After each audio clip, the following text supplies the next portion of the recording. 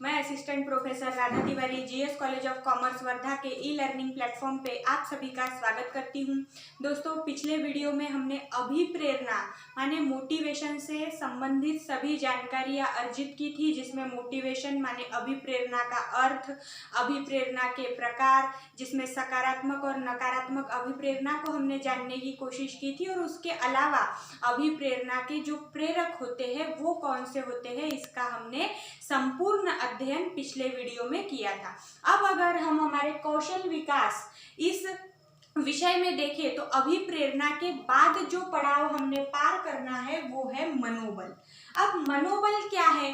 तो अभिप्रेरणा जिस प्रकार से व्यक्ति को उत्साहित करने के लिए काम करती थी, प्रोत्साहित करने का काम करती थी, उसी प्रकार से ही अपने कार्यस्थली में अच्छा काम करने के लिए जो एक चीज या एक आंतरिक एक ऐसी भाव या शक्ति जिसको हम बोलेंगे कि जो कार्यरत होती है तो इंसान या एक कर्मचारी अच्छा काम कर सकता है, उस शक्ति का नाम होता है मनोबल।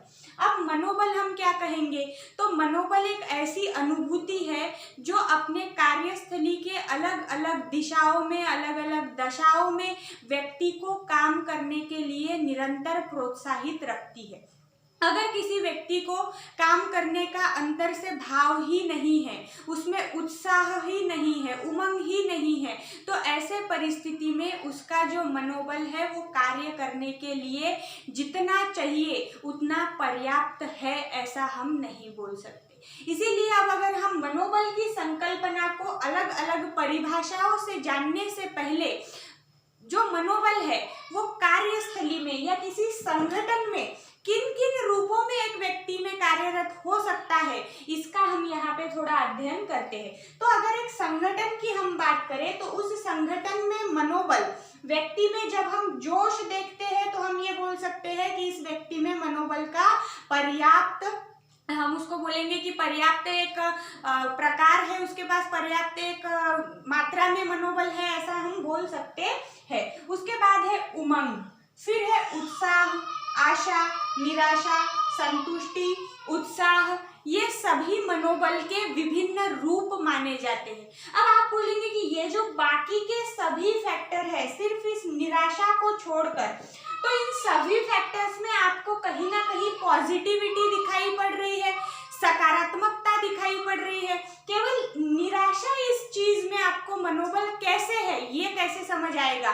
तो निराशा दर्शाती है निम्न मनोबल, मतलब मनोबल के भी प्रकार माने जाते हैं। एक ऊंचा मनोबल, दूसरा निचला या निम्न स्तर का मनोबल। तो जो व्यक्ति मनोबल जिसके पास पर्याप्त नहीं है या जिसके पास काम करने की उतनी इच्छा नहीं है, उसका मनोबल निम्न स्तर का है ऐसा माना जाता है। और जो हमेशा नकारात्मक भाव से काम को देखता है, किसी भी कार्य की जिम्मेदारी लेने से पहले उसके ड्रॉबैक क्या होंगे ये सोचता है, तो वो निराशावादी व्यक्ति है। और जिस व्यक्ति के पास ऐसी निराशा भरी बातें होती है उसका मनोबल निम्न माना जाता है। लेकिन निम्न मनोबल हो चाहे ऊंचा मनोबल हो, वो मनोबल है, इसीलिए निराशा भी एक प्रकार का यहाँ पे मनोबल लिखा गया है। अब उसके बाद अगर हम बात करें कि जोश, उमंग, उत्साह, आशा, संतुष्टि, उत्साह, ये सभी सकारात्मक स्वरूप के मनोबल माने जाते हैं। तो जो सकारात्मक स्वरूप के मनोबल है, वो सकारात्मक स्वरूप के मनोबल जो अच्छे कर्मचारी है, कार्य कुशल कर्मचारी है, कार्य के प्रति समर्पित कर्मचारी है, उनमें ये जो यहाँ पे बताए गए सकारात्मक मुद्दे हैं ये सभी पाए जाते हैं। अब इसके अलावा हमने यहाँ पे जो ये मनोबल की संकल्पना समझने की कोशिश की, यह एक संगठन के रूप में समझने की कोशिश की, एक ऑर्गेनाइजेशन के रूप में समझने की कोशिश की कि एक ऑर्गेनाइजेशन के रूप में या संगठन के रूप में जब एक व्यक्ति उस संगठन में कार्यरत है तो वहां पे कार्य की स्थिति में या जो मनोबल की मानसिक स्थिति उस व्यक्ति की है, उस मानसिक स्थिति में किन बातों का अंतर्भाव होना चाहिए, तो हम बोल सकते हैं कि वह व्यक्ति मनोबल से परिपूर्ण है। उसका हमने यहाँ पे एक छोटा सा अभ्यास किया है। इसके बाद हम देखते हैं परिभाषाएं। अब ये जो प्रस्तावना वाली बात थी जिसमें संगठन के रूप में मनोबल हमने देखा, अब इसके परिभाषाओं का अध्ययन करते हैं, जिससे आपको मनोबल की संकल्पना पूर्ण रूप से स्पष्ट हो जाएगी। सबसे पहली परिभाषा है जो किसी भी शास्त्रज्ञ या विशेषज्ञ की नहीं है, लेकिन सीधी आपको समझ आएगी, इसीलिए यहाँ पर लिखी गई है। तो क्या है मनोबल? तो मन की आंतरिक शक्ति माने मनोबल है। अब मन की आंतरिक शक्ति अगर देखा जाए तो केवल एक लाइन की सरल परिभाषा है, लेकिन उस सरल परिभाषा में भी बहुत गहन बात कही हुई है। कैसे? कि मन की आंतरिक शक्ति माने मनोबल है। अब मन की आंतरिक शक्ति क्या दर्शाती है? तो ये सभी पॉइंट मन की आंतरिक शक्ति दर्शाने वाले ही है, क्योंकि मन में जोश आप में कहाँ से निर्माण होगा? तो मन में आपके आवाज, जो हम कभी देखते नहीं है लेकिन आप अनुभव हमेशा करते हो कि किसी भी काम को करने के लिए आपको मन से आवाज आती है कि हाँ ये काम मैंने करना चाहिए या ये काम मैंने नहीं करना चाहिए, यहाँ खतरा है।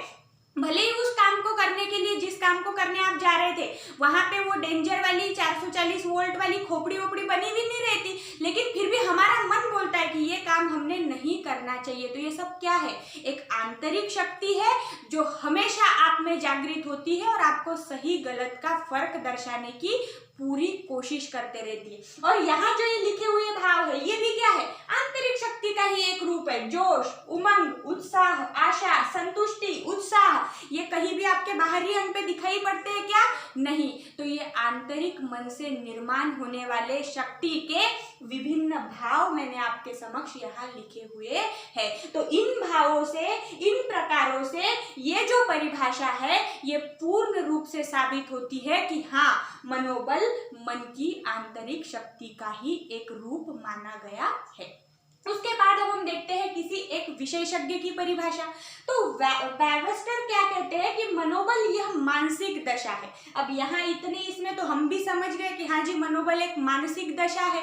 फिर आगे उन्होंने कहा कि जो उमंग, भावना, आशा और विश्वास जैसे घटकों पर निर्भर होती है और इनसे या बोल सकते हैं कि इनसे प्रभावित होती है। अब इन उलझे हुए सभी जो हमने अलग अलग डोर यहाँ पे बना के रखी है, इन सभी डोरों को पिरोने का काम बैवस्टर ने किया। क्या कहा उन्होंने? कि मनोबल वह मानसिक दशा है जो उमंग, भावना, आशा और विश्वास जैसे घटकों पर निर्भर होती है। मतलब ये आश्रित घटक है, आधारित घटक है कि मनोबल एक व्यक्ति के पास कब होगा? जब उसके मन में ये जो उमंग है, उत्साह है, आशा है, इन जैसी भावनाएं उद्दीपित होगी, तभी मनोबल निर्माण होता है या मनोबल कार्य करता है। और इसीलिए उन्होंने क्या कहा है कि इन सभी घटकों से मनोबल प्रभावित होता है। इसके अलावा अगर हम फिलिप्पो की एक परिभाषा देखें, जो मैंने यहाँ लिखी नहीं है लेकिन मैं आपको यहाँ पे परिभाषित करती हूँ कि मनोबल व्यक्तियों और समूहों की यह मानसिक स्थिति को दर्शाता है जिसमें स्वेच्छा से किसी व्यक्ति को सहयोग करने की भावना निर्धारित की जाती है। अब यहाँ जो फिलिप्पो ने परिभाषा बताई है ये सकारात्मक परिभाषा है, ठीक है। तो इस परिभाषा में हमने क्या देखा कि किसी को मन से, स्वेच्छा से मदद करने का भाव माने मनोबल। तो ठीक है, हाँ, ये भी मनोबल का एक रूप हो सकता है कि अगर हम किसी जटिल परिस्थिति में, कोई व्यक्ति फंसा हुआ है, कोई उसकी मदद के लिए जाने को तैयार नहीं है, लेकिन हम हमारे मनोबल के आधार पे कूद पड़ते हैं उस संकट में उस व्यक्ति को बचाने के लिए, तो उसके मदद का भाव कहाँ से निर्माण हुआ? तो मनोबल के कारण ही निर्माण हुआ। अब यहाँ पे हमने मनोबल का एक संगठन का रूप देखा, घटक देखे और 3 परिभाषाओं से मनोबल को परिभाषित किया। इसके बाद हम देखते हैं कि मनोबल कौन कौन से रूप में कार्यरत हो सकता है। तो मनोबल केवल 2 स्वरूप में हो सकता है, एक तो ऊंचा मनोबल और दूसरा निम्न मनोबल।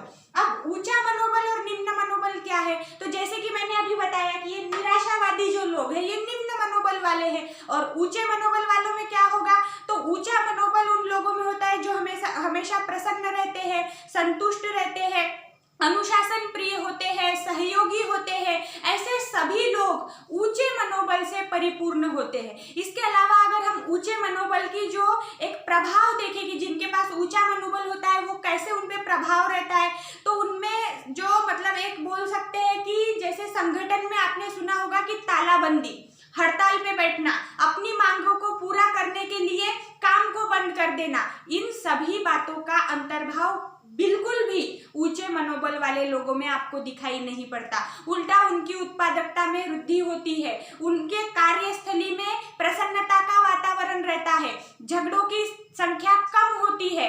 ये सभी मतलब सबको लेके चलने वाले, खुद का भला तो करेंगे ही करेंगे, दूसरों का भी भला करने वाले। अगर हम एक कदम ऊपर है तो हमारे नीचे जो कदम वाला व्यक्ति है उसको साथ लेके चलने वाले लोग ऊंचे मनोबल के होते हैं और उनका ऊंचा मनोबल अन्य लोगों को भी काम करने की ऊर्जा प्रदान करता है। उसके बाद है निम्न मनोबल। बिल्कुल भी कार्य में जिनको रस नहीं है, अनुशासन प्रिय नहीं है, या हम जिसको बोलेंगे असंतुष्ट आत्माएं जो है, ऐसे सभी लोग ये निम्न स्तर के मनोबल में आते हैं, जो खुद भी काम नहीं करना चाहते, दूसरों को भी काम नहीं करने देना चाहते। इनके कारण से बड़े पैमाने पर उत्पादकता में घट दिखाई पड़ती है, कमी दिखाई पड़ती है, और इनके कारण बार बार संगठन में, संस्था में ऐसे कई उत्पाद निर्माण होते हैं। उत्पाद माने ये अपना प्रोडक्ट वाला नहीं, ये उत्पात है। उत्पात माने झगड़े, ऐसी स्थिति जहां पे वातावरण खराब हो जाता है, झगड़ों की संख्या ज्यादा होती है, काम कम और वहां पे फालतू की चीजें ज्यादा चलती है। ऐसे सब लोग निम्न मनोबल के होते हैं और ये अपने आजू बाजू में भी, इर्द गिर्द के स्थिति में भी निगेटिविटी माने नकारात्मकता फैलाने का काम करते हैं। इसीलिए हमें कैसा बनना है, हमेशा ऊंचा मनोबल वाला बनना है, ताकि खुद का भी भला हो, दूसरों का भी भला हो। इसके बाद का जो भी पॉइंट होगा वो लेके मैं आपको फिर से नेक्स्ट वीडियो में मिलूंगी। तब तक के लिए ये सभी बातें लिखते चलिए और पढ़ाई करते रहिए। धन्यवाद।